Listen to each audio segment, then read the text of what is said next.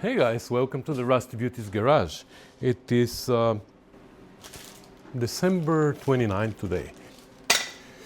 It's one of these days between Christmas and New Year's when you don't know if it is Thursday or it is 12 volts Celsius. Time has stopped and you bounce between the couch with the fireplace and the office in my case, because I had lots of footage to edit and that was a good excuse for me not to come to the garage and clean up and do some work actually. Because let me show you here what's going on. Look at that. Can't even go through. I mean, it's a mess. Hi. I've been doing some work here on the GT6 transmission, you know, and the problem that we encountered there required all these tools, all different kinds of welder, a lathe and all that, just for one simple thrust washer. All right, let's talk about that. I mean, if you've watched the last episode, you know that we had to solve a problem, make a custom thrust washer because the housing was worn. And some of you asked, why didn't I just source another housing from GT6 or late Spitfire transmission, the ones with the synchro on the first? That would have been a solution, yes, but in my case, when I have a problem like that, usually I want to solve it now.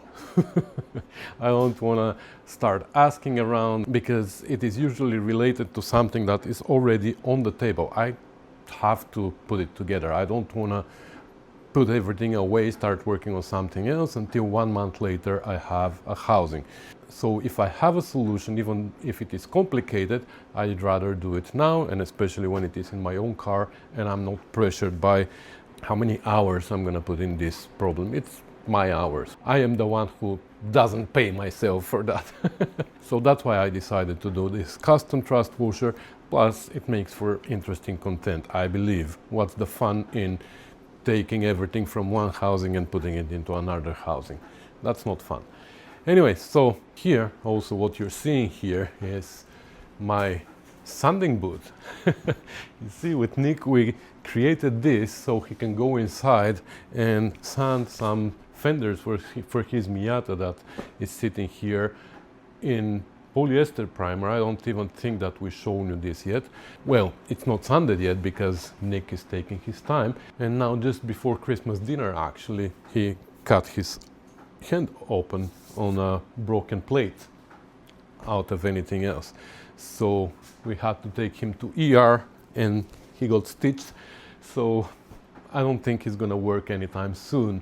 And I'm gonna take this down. It's all stuck with magnets. So I'm gonna take this down and I'm gonna put some stuff away, and then I wanna put that transmission together finally with the overdrive, because in the last episode we put the leg gear and the main shaft and the input shaft, and that's where we ended the video. But I've done a little bit more work after that, and I'm gonna show you that until I clean up here, and then we're gonna continue from there, putting the transmission and the overdrive together and eventually testing it. So without further ado, let's get crack-a-lacking.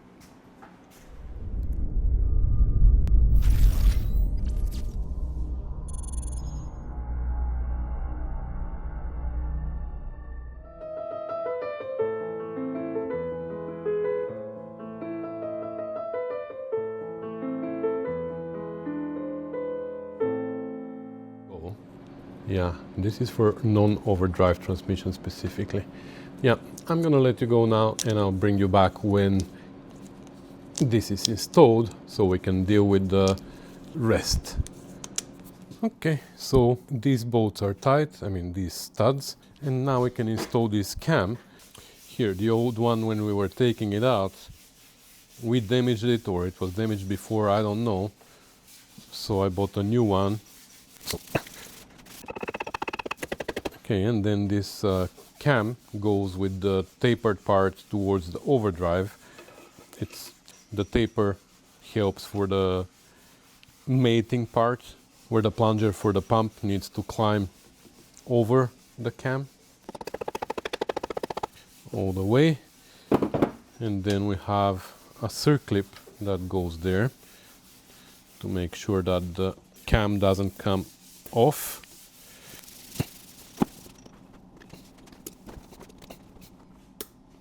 click, like that. Uh-oh, it's wobbling. Okay, so this side is assembled, ready to be married to the overdrive, but first we're gonna assemble this side. You know what, let's put the cover on first so we don't introduce any debris, and then we will decide whether to do the bell housing or the overdrive. Okay, so I cleaned up the top cover as well, and there's not much to it. There's the 3 shafts with the 2 forks that engage with the rings on the hubs. There's no O-rings here. I mean, there's caps on the side, so there's no O-rings here. I'm pretty sure there's springs and bows under here that fall into notches on the shafts, so when you slide it back and forth, they just, you see, I'm sure there's a bow now that fell into a channel here, but I haven't taken it apart, and I'm not gonna take it apart. So I'm gonna leave it in the middle where all the 3 slots line up here on the top. So this is my neutral. So now when we're assembling it, there's 3 things that we need to make sure that happen. One is for this fork to end up inside this channel.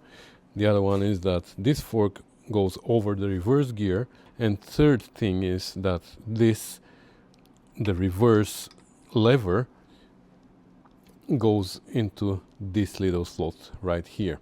So when we're putting it down though, we can't really put it straight down. We actually need to go a little bit behind the reverse and then slide it here over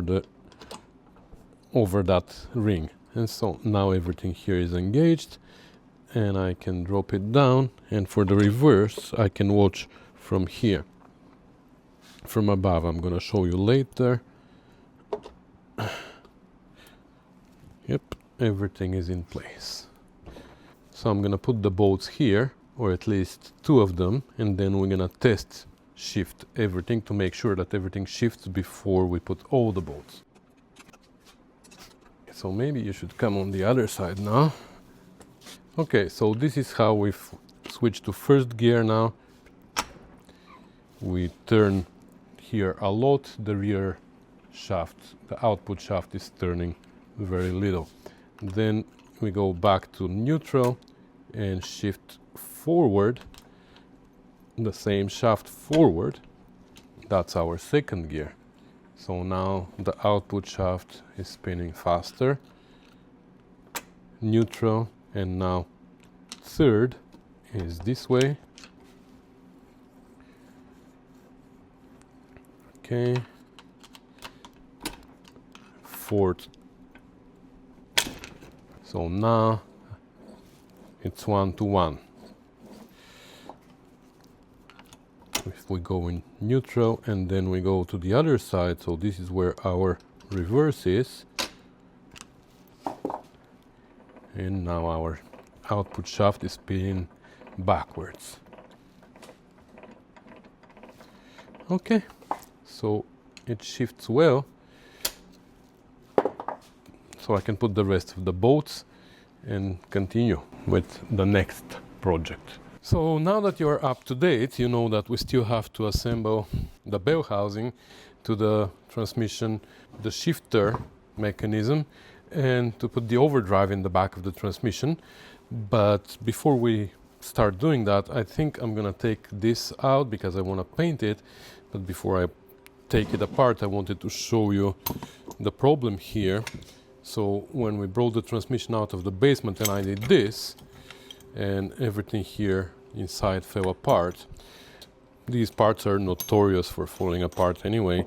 So I have some of the parts here, but not all of them. The most important one that I don't have is the bow that goes inside. So I ordered this kit here, which I know somebody commented that these are not great. I know, but what I need from here is most importantly this bow, because these little bushings here, they last 3 to 4 minutes before they disintegrate. So what I will do is, of course, I'm gonna make my own out of brass or something. Everything I needed was this bow, and it wasn't that expensive, the kit anyways.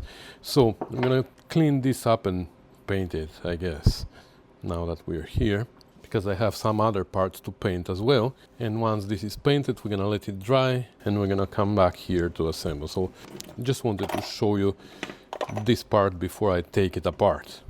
Alright, so the bell housing, of course, before we put it on the transmission, we need to change this seal here, which for late Spitfire, I believe, and for GT6, we have a seal here, but for earlier Spitfire, this sleeve inside has a screw seal. And because how the screw is done, from the rotation of the shaft, the oil that's splashed from the shaft gets drawn back inside the transmission, you know what I mean? Or inside this way, I mean, because this is the inside of the transmission, that's how it goes. So on one of my rebuilds of a Spitfire transmission, I tried to convert it to a seal, which basically involves cutting this groove for a seal there. The problem was that I couldn't find the correct seal with inner diameter here small enough for the Spitfire shaft, because this seal is for GT6 and the GT6 shaft is a little bit bigger diameter than the Spitfire, so I couldn't do that, unfortunately. I had to keep the screw seal there, but anyway, so well, here I was able to put it with my fingers, which is okay. I'm gonna put it all the way in. Well, didn't expect that. Anyway, so the seal is changed, but what they don't tell you is that even if you change the seal and you put the sleeve there, the oil still might leak around the sleeve outside. Supposedly this seals pretty well there, but really, I don't trust that. So we're gonna put a little bit of a ultra black here. Once you go ultra black, you never go back. Again. So I'm just gonna put inside like this, and I'm gonna over exaggerate. I don't care because I can wipe the excess. I have the access to the inside now, which is this side, so whatever oozes in, I'm just gonna wipe it. So there's this pin here that matches a hole there, so it doesn't rotate, I guess. So if they're afraid that it's gonna rotate, how are they not afraid that it's not gonna leak? Look, I'm able to put it with my fingers in. Tap it up, just in case. Oops, sorry David. Then wipey wipe. Gaskety gask, and whoopsie, wait, not that fast. Yeah, we can put it on, but before we put it on, we need to put our 3 springs here, which for whatever reason, not every transmission has. I believe late transmissions, like late Spitfire transmissions and all the GT6 transmissions, I think, have these springs here that are barely protruding here. Oops. But I believe they are there to just take the end play of the gear, of the leg gear away. I mean, they're not gonna take it away, but they're just gonna keep the thrust washer pushed towards the leg gear so it doesn't rattle, I guess. I don't know, that's my guess. So again, if you don't have those springs, it's probably because you have an early transmission. Now we can put the bell housing, but you have to know that these 4 bolts here, they're going out into nothing outside, but this one here goes inside, which means here we need to have a copper washer. I should probably put some lubrication on the shaft here, where the seal goes.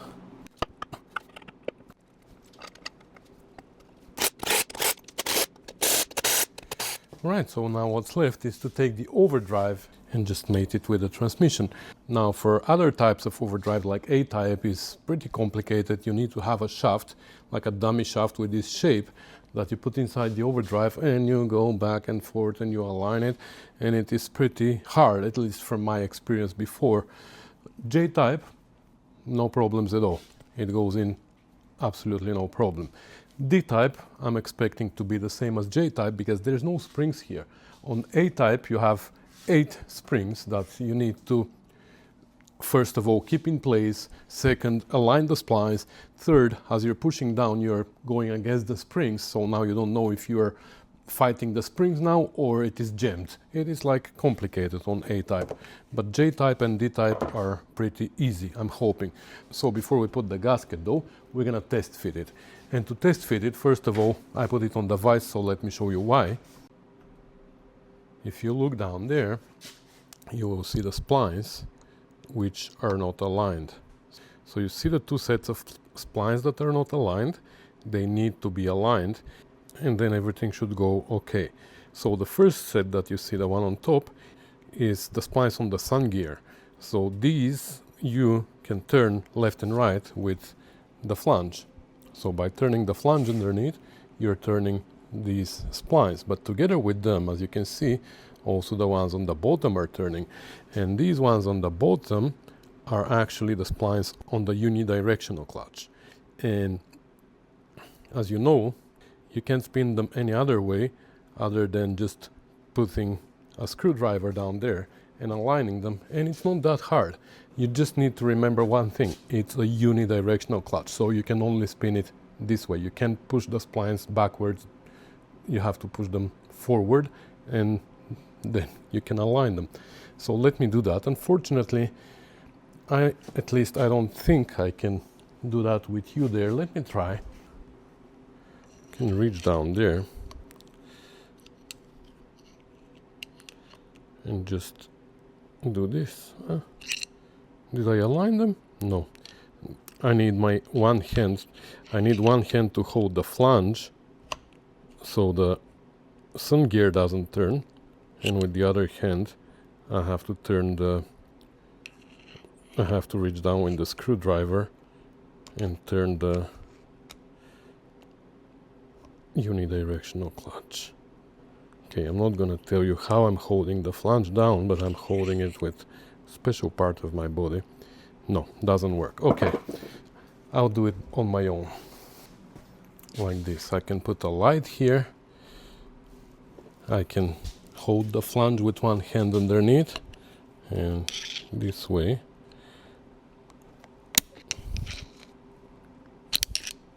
There. That's all it takes. Let me show you now. There you go. You can see them all lined up. And now it doesn't matter. We can turn the flange underneath and the splines are going to remain lined up. So let's test fit it.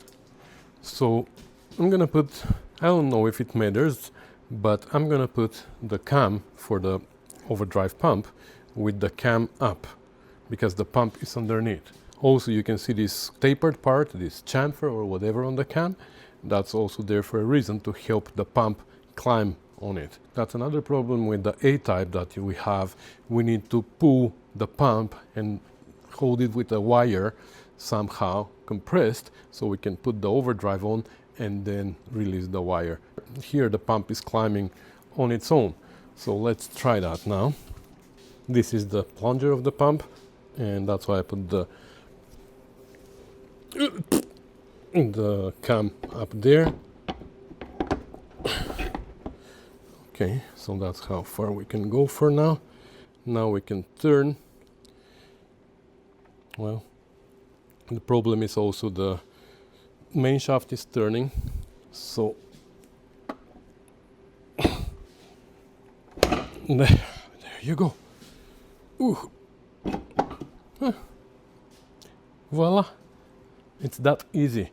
Okay, so now I can take it out. I know that it fits. We're not gonna have any problems. So I'm gonna take it out, put the gasket, and then assemble it again. Alright, so the overdrive is in with the gasket in place. However, there's a little catch here. You see 6 out of the 8 studs around the flange here are going in no problem. But these 2, you need to actually raise the overdrive a little bit in order to be able to put the nut in place. So for that, I'm just gonna put it flat And I'm gonna try to do it this way. There you go. Okay, that should work. So we don't fight the gravity. But before that, of course, I started the other 6 studs, so I don't pull the overdrive completely out. Okay, and now I can stand it back up and finish tightening this.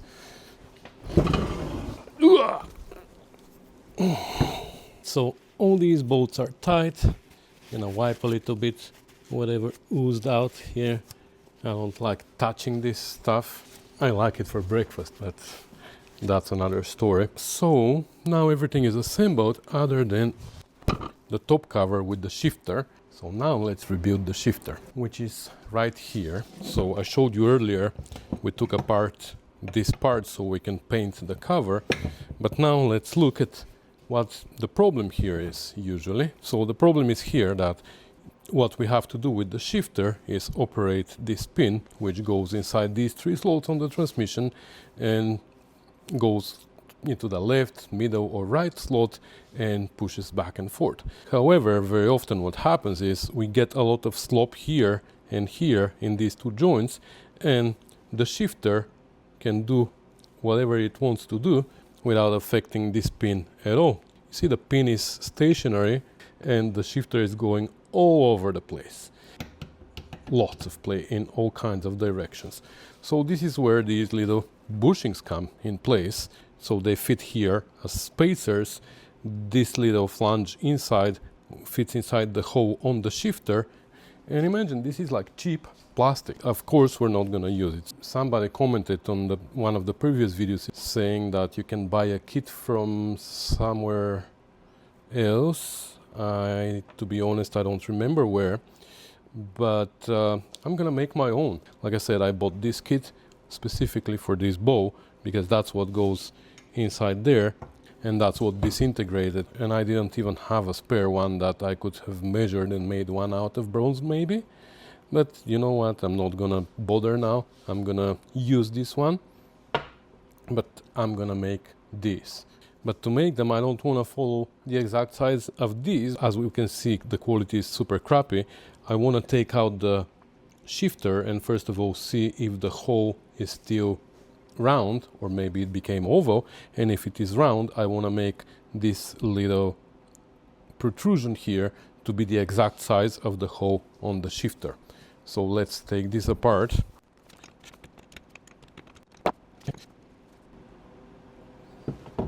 So you see, one is still in one piece, but the other one, actually I think somebody replaced this with something else.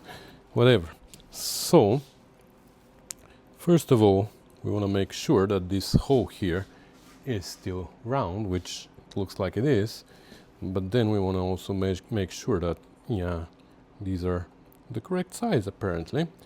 Good. Also, we want to make sure that the total thickness of this is such that the 2 meet inside. You see, they don't meet inside, but we want them to meet and leave just a little bit of slack inside here, so there's not too much friction when this fork is tightened together. And also we want them to be just a little bit narrower than this opening here. So let's make these on the lathe so we can figure out this, and then we're gonna come take care of this.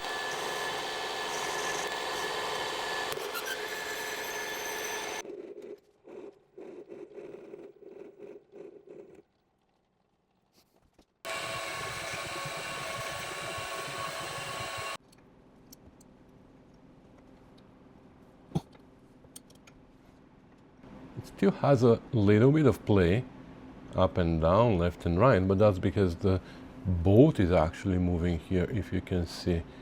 So when it's tight, it's going to be perfect. Okay, so this problem is solved now, but we have another problem here. You see this pin here, which is worn, so we're going to have to fix that as well, but let's explain what this pin does. So you see this plate as well here. So normally when the shifter is in neutral, let's say, That's how it sits. This pin hits this plate.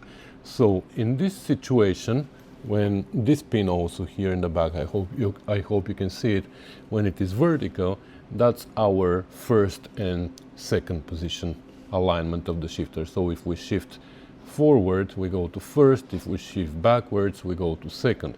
If we want to go to third and fourth slot with this pin, then we just tilt the shifter this way, and now we go to third and fourth position like this, and then we go back to neutral.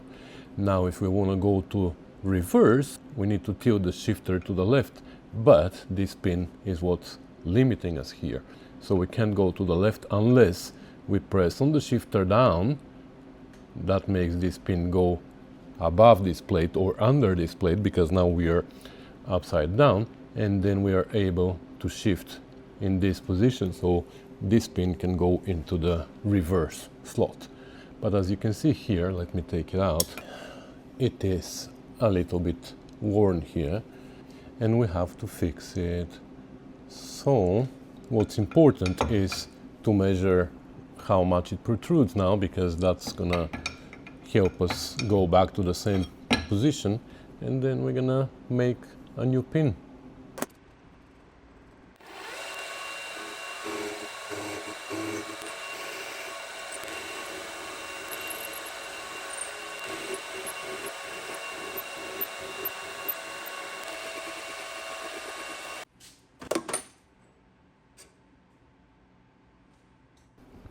Okay, so this protrudes about 400 thou on this side, so we have to make sure that the new one protrudes the same amount. Now this one has a slot for a screwdriver, so you can do this, but I'll try to avoid that. We'll see, maybe I'm gonna get away with it.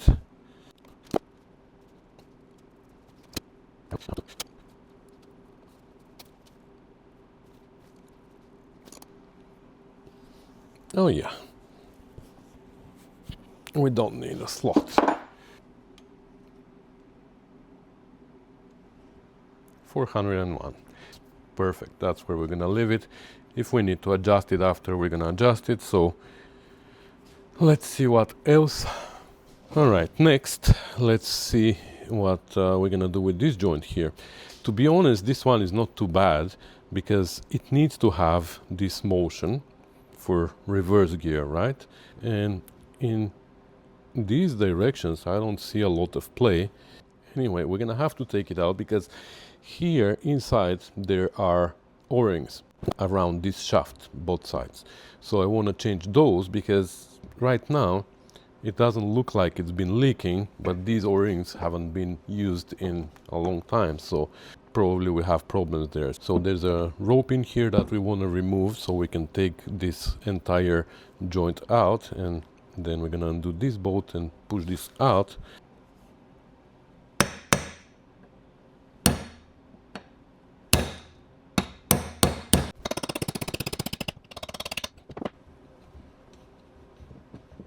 Okay, let's undo this. I have a square socket for here, but it looks like the 5/16 is gonna work well. Now, I'm assuming there's only one hole on the shaft here for this pin, but just in case, we need to memorize also the position of this shaft, because we don't want to put it the wrong way, right? Is this another O-ring?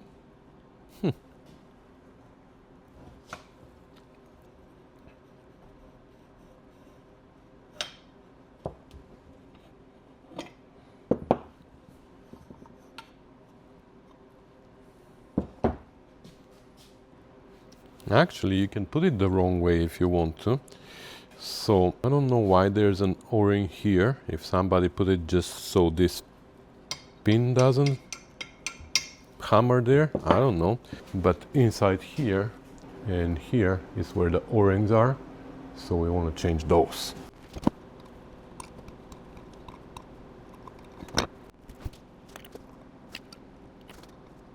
Okay, now let's take this apart and see. Oh, okay, so this is actually in a very good shape here. So this is where we have this sleeve and these two bushings. So should we change them? Because these look in a very good shape, to be honest, and I don't want to disturb them if they're not bad.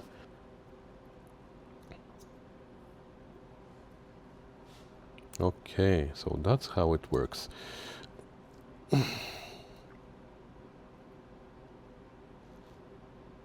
Honestly, I prefer the old parts, so I'm gonna assemble it with these parts, but here in the kit you see we have the same thing.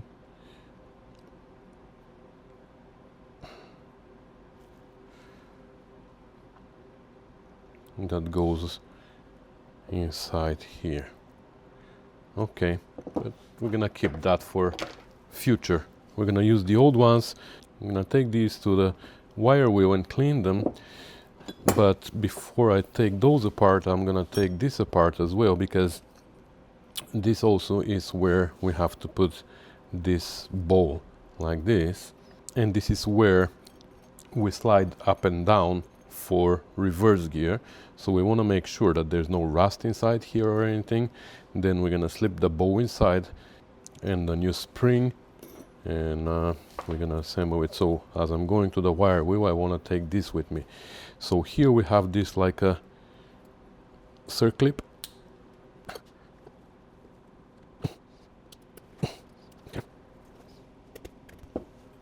And this is what they supply with the kit. Again, I don't like that. We're gonna use the old one. And maybe we should use also the old springs, I don't know. Honestly, this kit somehow makes me cringe. Yeah, I'm gonna use the old springs as well. I don't know. Like I said, I only needed the bow from here. This we're gonna use the old one as well, because this plastic is just plastic. This survived for so many years. I'm gonna leave it.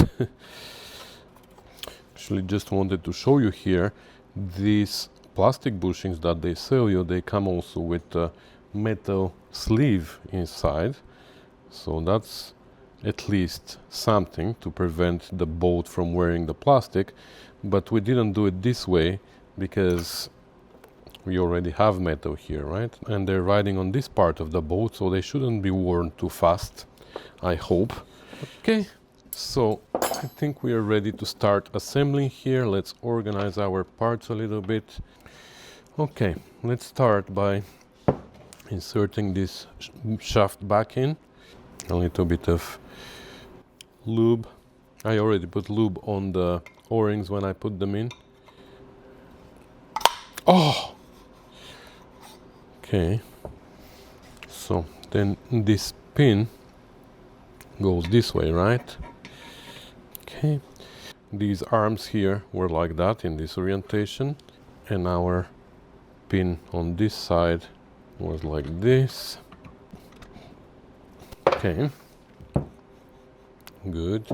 Now before we put this, let's assemble it, and I don't think it has direction. This is the same, and this is the same, symmetrical. So fits inside here. So now I understand how it works. I didn't understand before, but the rubber sleeve inside is for this motion. Okay, now I get it.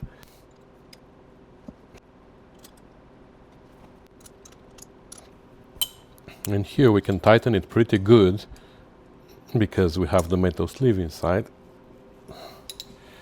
But still we have the motion here. Was it like this or like this? I think it needs to be like this. Otherwise this might touch down there.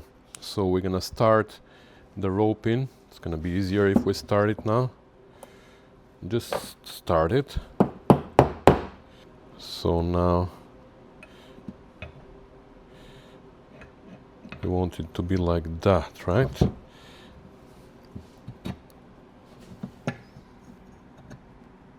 I'm looking through the roll pin to find the hole.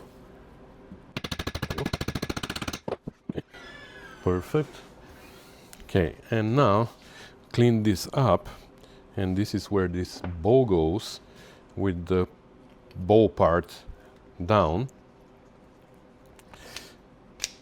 because this is how it goes inside here, and that's your pivot, right, for this movement of the shaft.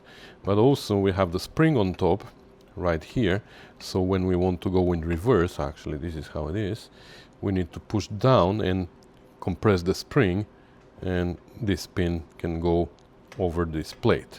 So that's why first of all we're gonna put some lube here, even though it's plastic and shouldn't rust inside, but you know, it's not bad to have lubrication. Really hoping that this bow is gonna last. Then we have the small spring and this circlip.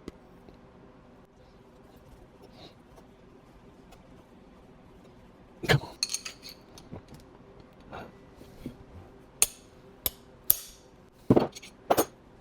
Yeah, this is in its channel. So now we can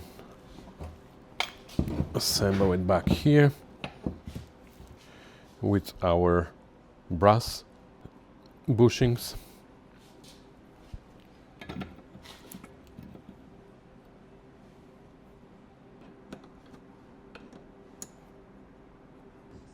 Nice and solid now. So now when we have the other spring on top here, it's gonna be perfect. So here we have this spring, this plastic thing again. This is the old one. It survived for so many years, and I'm pretty sure it's gonna survive much longer than the new one that they supply. Gonna put some grease on this here, then on this as well, and then the cover that we painted yesterday. Yeah, it was yesterday, guys. For you, it might be 5 minutes ago. For me, it is yesterday.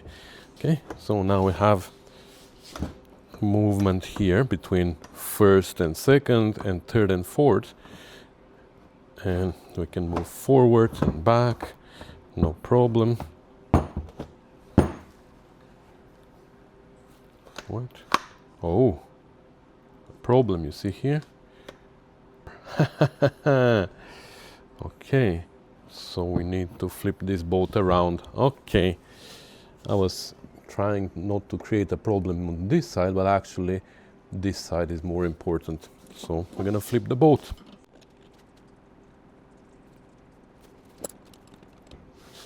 Okay, so you see why it's important to test the shifter. So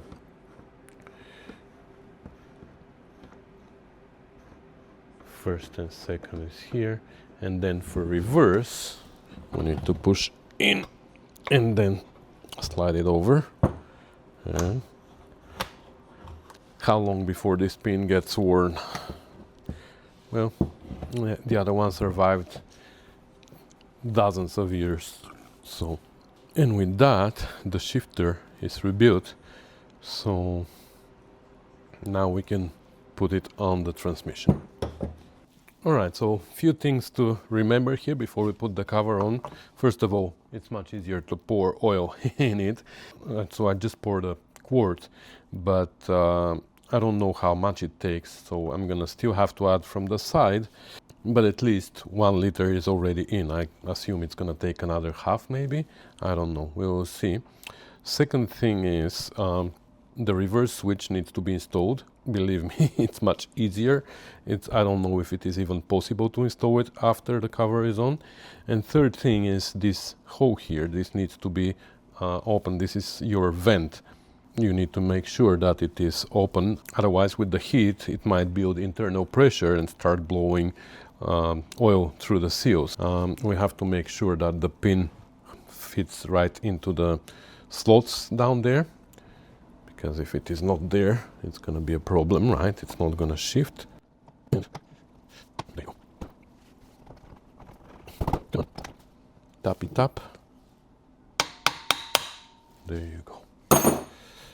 Just making sure the pin is still inside. And 4 bolts, 4 nuts. Okay, and now one thing that we still have to do is put our bracket here for the overdrive switch. And I didn't put it before because I had to paint it. Do you see from there? You don't see probably. This is where this bracket goes. And here we have this switch, which I should have installed first.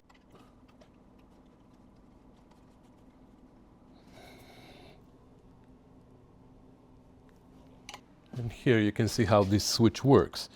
As soon as you put the shifter into a position for 3rd and 4th, even if you're still in neutral, it activates the switch. Which is not a problem because you have also the switch on the steering column or on the shifter that should be off in that position. But between 3rd and 4th, there's no off position like on the TR2, 3, 4 and 6 transmissions. So that's the difference. And if you use one of these overdrive controllers that turn off your overdrive as soon as you come off of 3rd or 4th gear, and then you have to manually activate it again, well, that's not going to work here between 3rd and 4th. It's going to work if you go back to 2nd and 1st, but if you go in the neutral position between 3rd and 4th, that's not going to work. And by the way, if you want to know more about these controllers, or if you want to buy one, dconnitt developed them and sells them. So I'll put a link here to his videos, and maybe I'll put contact information in the description of this video. So anyway, now what's left only is to top up the oil. We shouldn't forget that. I don't know, I might be wrong. I just want to make sure that I have oil in the overdrive. So maybe I'm over exaggerating here, but you know, better safe than sorry. And I don't know what's going on here, but driving me crazy. Okay. So the oil that I'm using is non-detergent by Valvoline. Good for low pressure hydraulic systems, and it doesn't foam because it's non-detergent. But that's my choice. I know people have different choices, but I don't want to start the argument here. I'm just telling you why I prefer this oil. So, like I said, I already have about a liter inside, or a quart. So I don't know how much more is gonna go here, but we'll see.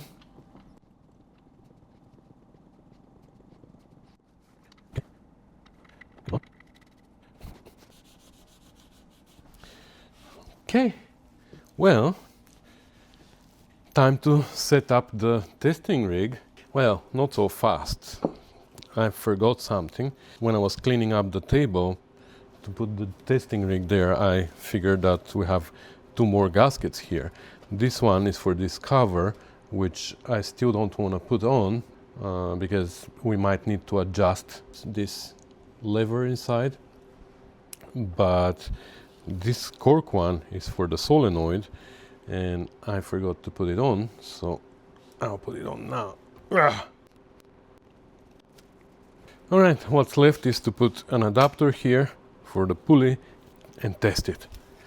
Alright, so here is my setup, and it is all hooked up. I mean, I still don't have the gauge installed. I don't know which one fits D-type overdrive. I believe this one. This I think is for A-type only. I have a 12-volt power source here hooked up to ground, and the other side is here, so we can connect to the solenoid. But I want to run it through the switch as well, so eventually we're going to do that. But I wanted to test it first with the simplest circuit possible. Here in the back we have an adapter, and the belt is hooked up and all that. So let's see first if it is gonna turn. Believe me, I tested it already. So there you go. It is in neutral now, so the input is not spinning. Well, I can hold it.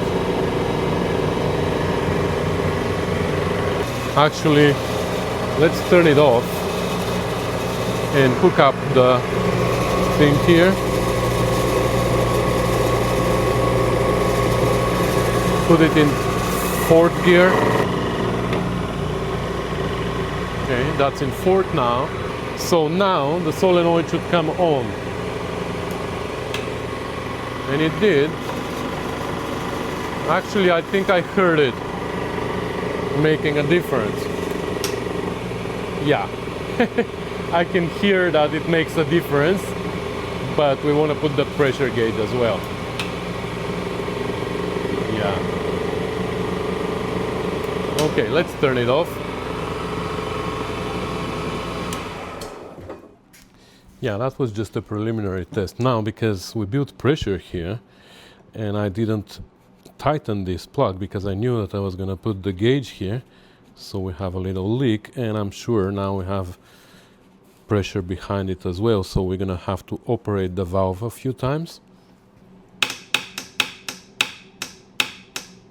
just to drop the pressure. Okay, good. So let's see which gauge is gonna match here. Looks like this one, the A-type actually. So D-type is the same as A-type. Problem is that once I over tightened it and I cracked my fitting here, so it's gonna leak a little bit of oil, but it is what it is. Let me see if I can find a copper washer. Okay, let's also hook up the switch. Let's hook it up here, and then we're gonna take a jumper from here to the solenoid.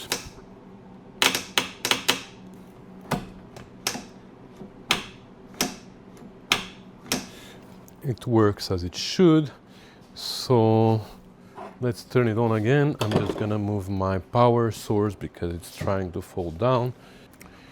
Okay, let's try that again.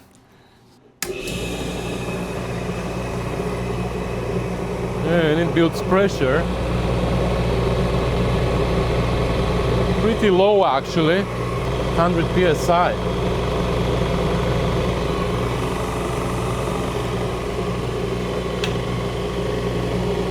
Oh, okay. Now it is 430. Wow, that's a high pressure.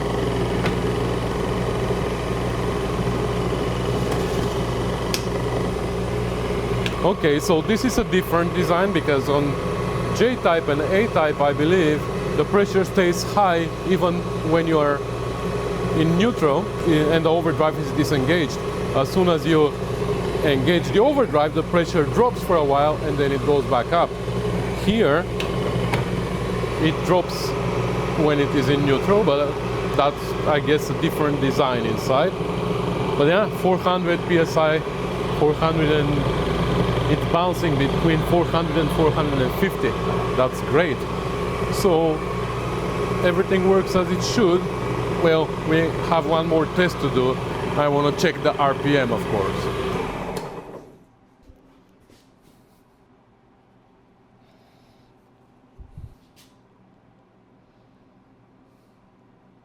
All right, so now we have a piece of reflective tape here, and we have a piece of reflective tape here in the back. So I'm gonna turn it on now.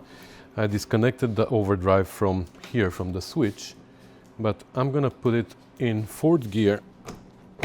So we are in direct. So now if I touch here, yeah, the overdrive will engage.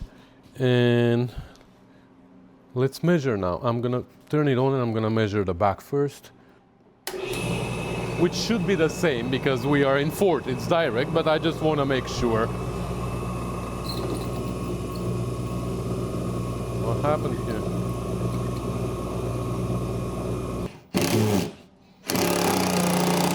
Okay. here we have 1543, 1542. And we should have the same here. It looks like we don't.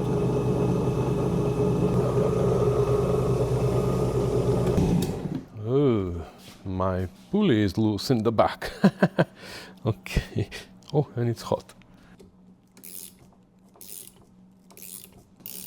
I was like, how is that even possible? In fourth gear, we should have same in and out. Try that again. Okay.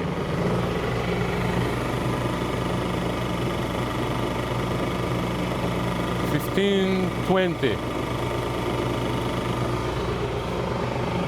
And here.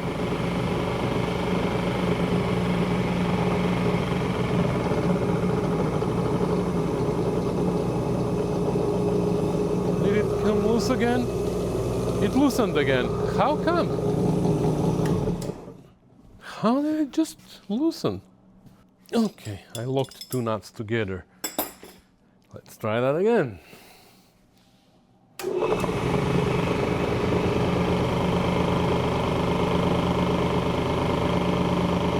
Okay, now we are at 1520, 15, yeah. Same as here. Just in case something is messing up the overdrive, you know. Okay, so let's see now if we engage it. 1520.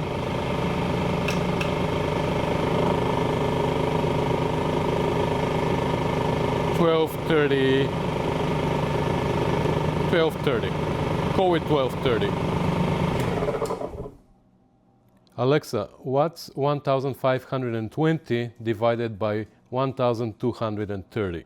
Approximately 1.2358. 1.2358. So the ratio is 123, 124. All right, so that's good news. So now we can remove the gauge, which you can see here we still have pressure. So now we have to play a little bit with the valve, the operating valve, until the pressure drops down. It dropped the first time. So now we can remove the gauge, put the plug, and it turns out that we don't have to do anything with the solenoid here, the lever. It doesn't need to be adjusted. So I can put the gasket here and we are done. I'm happy. So tomorrow, or maybe even this afternoon, we'll see. It's December 30th today, so maybe I don't want to work tomorrow. It's New Year's Day. Maybe I should push myself and assemble the carburetor, because we have one carburetor that I rebuilt and one that still needs to be rebuilt, so I have to assemble that as well. And on Thursday, which is January 2nd, 2025, we can actually attempt to start the engine. Chef Tash keeps pushing me every week. Are we gonna do GT6 Thursday this week? And I'm like, no, not this week, not this week. Well, maybe this coming week, which is gonna be the first week of 2025, we should do GT6 Thursday and attempt to start the engine. Which it should start, like attempt. I say attempt, but it should start. So I should say, and we can start the engine. So anyways, that's gonna be everything for today. It's a long video, I'm sure, so I'm not gonna bother you anymore with my rambling at the end. I guess this is gonna be the last video for this year, you know that? And actually it's probably December 31st for you already. So I wanna wish you all the best, guys. Drink responsibly tonight, because I don't wanna lose my subscribers. And I wanna thank you one more time for spending another year with me. And if you just joined this year, thank you guys for joining, and I hope you can stay with me for many more. So happy 2025, and I'll see you in the beginning of it.